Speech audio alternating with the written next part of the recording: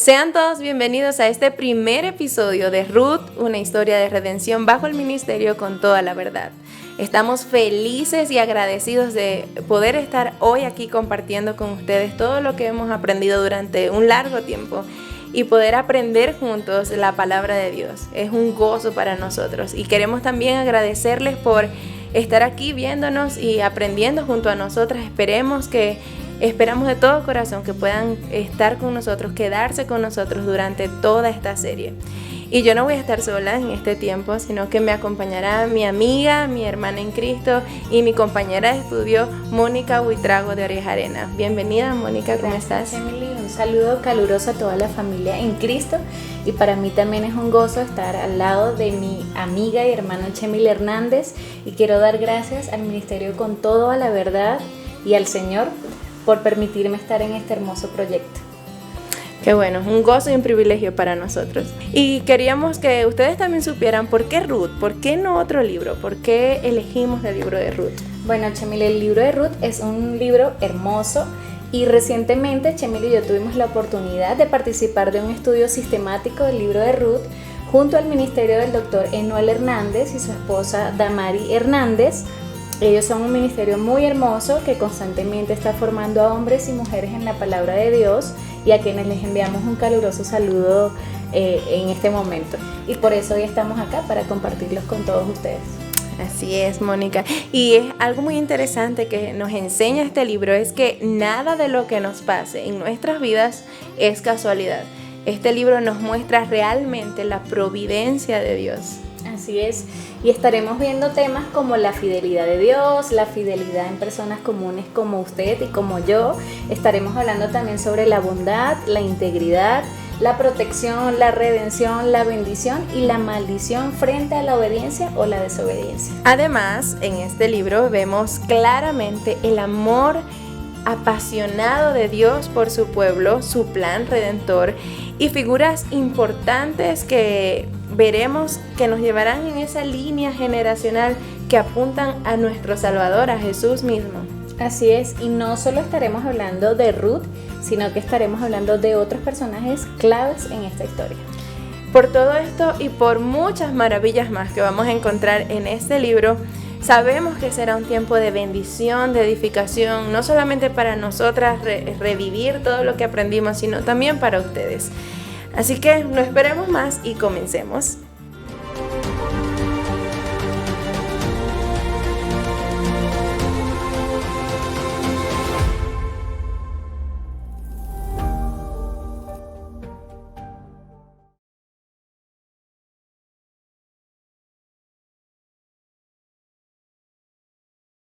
Antes de comenzar vamos a tener un tiempo de oración para que sea Dios quien dirija este tiempo.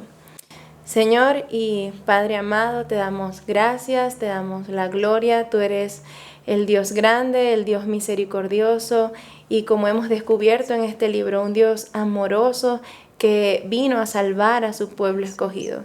Gracias, Señor, porque sabemos que tú estás entre nosotros, porque sabemos que tú orquestas todo para nuestro bien, como dice tu palabra. Para los que te amamos, todas las cosas nos ayudan a bien. Esto es a los que conforme a tu propósito hemos sido llamados. Te pedimos que seas tú tomando el control de este tiempo para que no seamos nosotras hablando, sino que seas tú mismo hablando a cada persona que nos va a escuchar y podamos aprender aún más de ti, Señor, y de ese amor tan especial que tú tienes por nosotros. En el nombre de Jesús. Amén. Amén. Bueno, hablemos un poco acerca de este libro, del libro de Ruth. El libro de Ruth pertenece a los libros históricos de la Biblia. Se considera como una novela romántica y eso lo vamos a ver muy demostrado a lo largo de la serie. Encontraremos elementos importantes como la ironía, el juego de palabras, la repetición. Y todo esto nos ayudará a entender la intención con que el autor hizo todo esto para nuestra mayor comprensión. Nada fue casualidad, todo fue muy bien pensado por este autor. Sí, y recordemos que el posible autor del libro de Ruth fue el profeta Samuel. Y esto nos ayuda a ver en qué periodo transcurre esta historia, nos ayuda a entender un poco el contexto y el porqué de las decisiones que tomaron estos personajes. Hoy nos enfocaremos en Ruth capítulo 1, versículo 1 y queremos resaltar o lo que queremos compartir con ustedes es el poder de una decisión, cómo tomar decisiones sabias. Queremos que lo aprendamos en este primer episodio. Aconteció en los días que gobernaban los jueces que hubo hambre en la tierra, y un varón de Belén de Judá fue a morar en los campos de Moab, él y su mujer y sus 2 hijos. Aconteció en los días en que gobernaban los jueces. El primer dato que nos da el autor, que como lo dijo Mónica, posiblemente fue Samuel, este es el primer dato que él nos da, el gobierno de los jueces. Y esto es muy interesante porque el periodo de los jueces fue un periodo cíclico, es decir, que veíamos constantemente cómo se repetía el mismo patrón, una misma estructura. Había pecado, arrepentimiento, clamor del pueblo y la intervención de ese Dios misericordioso. Es decir, el pueblo practicaba constantemente un pecado, la idolatría, se olvidaba de las leyes de Dios. Luego este pueblo, por las consecuencias que vivía, se arrepentía y clamaba a ese Dios que el pueblo sabía que estaba dispuesto, que ese Dios estaba dispuesto a intervenir nuevamente, a levantar un nuevo juez. Y efectivamente venía el tiempo donde Dios intervenía. Sí, recordemos que fue un tiempo muy oscuro para el pueblo de Israel, donde las personas buscaban su propia satisfacción y no la de Dios. De hecho, la misma Biblia nos dice que fue un tiempo donde cada uno hacía lo que mejor le parecía. Eso lo podemos ver en Jueces 17. Había mucha idolatría, cada uno actuaba conforme a lo que consideraban que era bueno o malo, pero dejaban a un lado las leyes de Dios. Y recordemos que no todos nuestros caminos, no todas nuestras decisiones nos llevan a un buen final, ¿sí? Dice su palabra en Proverbios 14:12, dice que hay caminos que al hombre le parecen derecho, pero su fin es camino de muerte. Y el pueblo de Israel pues estaba perdiendo las bendiciones de Dios por este comportamiento. Interesante. ¿Podemos entonces perder las bendiciones de Dios por nuestra desobediencia?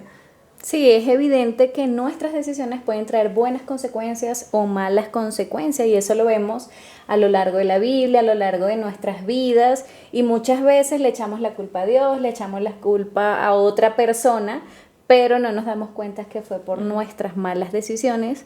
Y esto es interesante porque entonces debemos considerar no actuar fuera de la dirección de Dios. Y esto lo vamos a ver muy explícitamente estos primeros capítulos, que definitivamente y bíblicamente podemos perder las bendiciones, como lo fue en la vida de Elimelech, que ya casi lo vamos a ver. Sí. Y ahora, qué importante también es ese dato que Dios nos da a través del autor, que nos deja saber Dios a través del autor, porque nos permite saber en medio de este tiempo de desobediencia, ¿por qué Elimelech entonces decide actuar de esta manera, ¿no?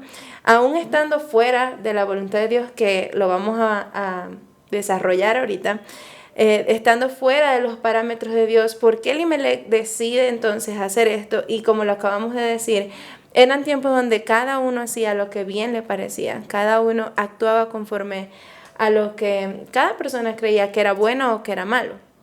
Entonces esto lo vamos a ver ahorita más adelante. Dice, hubo hambre en la tierra. Aquí nos encontramos con un punto muy importante, y como lo dijimos hace rato, que en el libro de Ruth nos vamos a conseguir con algunos elementos, en este caso la ironía.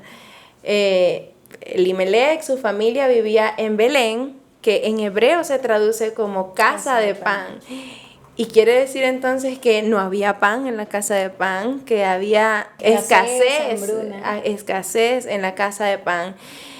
Y esto definitivamente nos quiere decir algo Samuel con esto. Sí, y a lo largo de la Biblia podemos ver que hubo distintos tiempos de hambruna, y se debieron a diferentes razones, por ejemplo las guerras, las sequías, los saqueos, pero en Deuteronomio capítulo 27 y 28 vemos que la verdadera causa de esta hambruna en específico era por la desobediencia del pueblo. Definitivamente. Podemos ver en Deuteronomio las bendiciones y las maldiciones que venían como consecuencia, como lo estábamos hablando. En Deuteronomio 11, del 13 al 17, Dios habla específicamente que Dios le había prometido al pueblo de Israel que iba a haber abundancia si Israel era obediente. Esto nos deja saber entonces que evidentemente la hambruna o esta escasez era producto de la desobediencia del pueblo. Esa era la causa, la razón por la que el pueblo estaba pasando en estos momentos por hambre, por escasez. Entonces definitivamente nuestras decisiones pues traen consecuencias, ¿no? Claro que sí. Y seguimos con la parte B del versículo 1 que dice, y un varón de Belén de Judá fue a morar en los campos de Moab, él y su mujer y sus 2 hijos. ¿Quién era este varón? Este varón le da como la entrada al primer personaje de este libro y es Elimelec. Era el padre de esta familia, la cabeza de esta familia. Y queremos comenzar por saber cuál era el significado del nombre de Elimelec, porque a lo largo de la Biblia vemos la importancia de los nombres. ¿Por qué Dios le cambia, o en este caso Jesús le cambia el nombre a Pedro, que antes era Simón? Vemos también a un Saulo que luego es Pablo, vemos a un Abraham que luego es Abraham, a una Sarai que luego es Sara. O sea, a lo largo, un Jacob que luego es Israel. A lo largo de la historia de la Biblia vemos muchos ejemplos de la importancia de los nombres. ¿Y por qué eran importantes? Bueno, Dios transmitía un mensaje, Dios daba identidad a las personas, era lo que distinguía, hablaba de circunstancias también. Era un elemento esencial de la personalidad del individuo y también el nombre revela la relación que hay entre el individuo, la persona, con Dios mismo. Y es interesante porque el nombre de Elimelec se traduce en el hebreo como mi Dios es rey. Pero Chemily, ¿realmente Dios era el rey de Elimelec? Bueno, esta pregunta la vamos a contestar a lo largo del capítulo. Sí, y ante la situación, ante la prueba, ante el resultado de lo que el pueblo estaba viviendo precisamente por causa del pecado y lo que hemos estado hablando, Elimelec y su familia tenían que tomar una decisión. Y esta decisión podría estar dentro de la voluntad de Dios o no. Y dentro también de los parámetros, ¿no?, que Dios había establecido. Era una decisión muy importante la que ellos tenían que tomar, una decisión muy crucial para ellos. No era una decisión cualquiera, ¿no? No, y se conoce que Elimelec era dueño de muchas tierras, pero bueno, aún así tenía que tomar una decisión de irse o quedarse en ese país. Pero con respecto a este punto, hay 2 posiciones teológicas de los estudiosos de la historia. Unos consideran que sí, efectivamente Elimelec se va a Moab buscando provisión para su familia, es decir, que quizás tenía temor y eso lo motivó a irse. Pero hay otros estudiosos que dicen que debido a su posición social, porque tenía muchas tierras, porque tenía una buena posición, quería irse por egoísmo. ¿Por qué por egoísmo? Porque había una ley que decía que las personas que tenían tierras, que tenían buen dinero en ese tiempo, tenían que de alguna manera amparar a los que tenían más necesidad, en este caso los huérfanos, las viudas, y de alguna manera tenían que darle una pequeña participación al momento de recoger la cosecha. Entonces, aquí es súper importante la intención del corazón cuando tomamos decisiones. Interesante porque esa es reconocida como la ley de la cosecha, cuando el Señor empieza a dar las leyes, ¿no?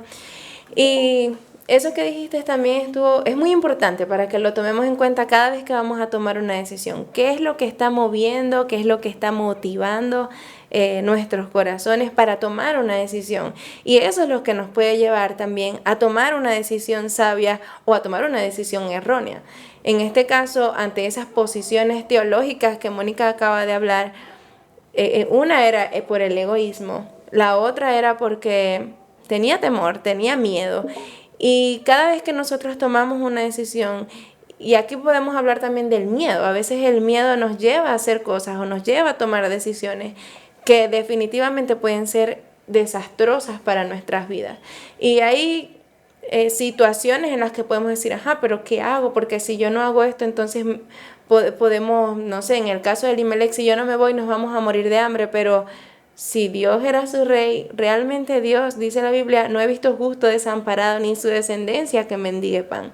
Entonces, cuando dejamos que otras cosas que estén fuera de lo que, de Dios, de su palabra, de sus parámetros, sean los que nos dirijan a tomar decisiones, no se vislumbra un buen futuro para nosotros. Y es importante que tengamos eso en cuenta cuando vamos a tomar una decisión. Y a propósito de esto, nos gustaría que ustedes nos dejen en los comentarios cómo podemos estar seguros de que Dios aprueba ese lugar donde queremos ir. ¿O cómo supiste que era la voluntad de Dios? ¿Qué aspectos debo evaluar si quiero mudarme a otro país? Por favor, déjanos tus comentarios. Interesante, los vamos a estar leyendo. Y en este punto queremos dejar en claro algo muy importante. Migrar a otro país no necesariamente, y queremos que no se preste a malinterpretaciones, no necesariamente irnos a otro país quiere decir que estamos fuera de la voluntad de Dios. Y Mónica y yo somos una muestra de migrantes, ¿no? Pero también creemos que el estar hoy fuera de nuestro país es un acto de obediencia. Dios nos llamó a otro lugar y cumplir la voluntad de Dios, donde Dios nos llame, es muy importante, ¿no? Pero específicamente en Elimelech vamos a descubrir el por qué no era la voluntad de Dios. Habían leyes, habían estatutos específicamente para el pueblo de Israel y él como judío debía obedecerlo. Y es por esto que hablamos de esta historia o de esta decisión específica como un acto de desobediencia a Dios mismo. Y hasta aquí llegamos con esta pregunta que queremos que ustedes nos respondan. Hasta aquí llegamos con esta parte A, podríamos decir, de cómo tomar decisiones sabias. El día de mañana vamos a subir la segunda parte de esta misma serie. Vamos a hablar de entonces cómo tomar decisiones sabias el día de mañana para que puedan acompañarnos también. Bueno, muchísimas gracias por acompañarnos y ya saben, no se pueden perder la parte B de este tema que va a estar súper interesante. Dios les bendiga.